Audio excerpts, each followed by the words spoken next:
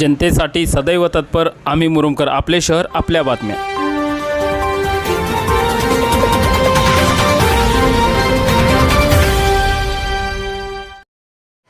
आणि म्हणून एक सुसंस्कृत अशा प्रकारचा नेता म्हणून त्यांच्याकडे सातत्याने पाहिलं जातं।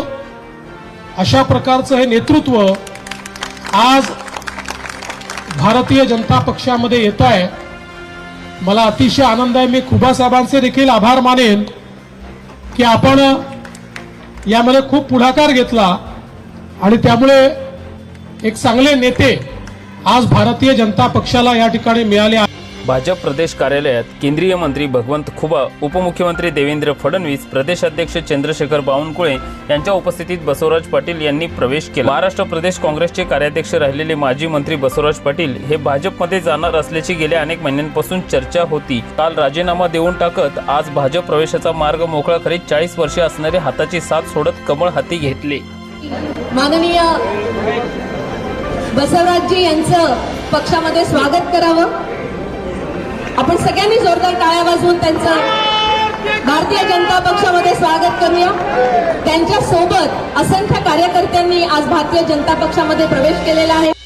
माजी मंत्री बसवराज पाटील यांची राजकीय पार्श्वभूमी पाहायचे झाल्यास माजी गृहमंत्री शिवराज पाटील चाकूरकर यांचे मानस पुत्र म्हणून बसवराज पाटील परिचित आहे। यांचा परिवार मागच्या 40 वर्षापासून काँग्रेस पक्षाशी एकनिष्ठ राहिला आहे। बसवराज पाटील यांचे वडील माधवराव पाटील हे 25 वर्षे मुरुम नगर परिषदेचे अध्यक्ष होते। बसवराज पाटील यांनी 1982 मध्ये युवक काँग्रेस उमरगा तालुका अध्यक्ष म्हणून राजकीय प्रवासाला सुरुवात केली होती। 1992 मध्ये झालेल्या निवडणुकीत जिल्हा परिषद सदस्य म्हणून ते निवडून आले आणि जिल्हा परिषद धाराशिवचे उपाध्यक्ष झाले।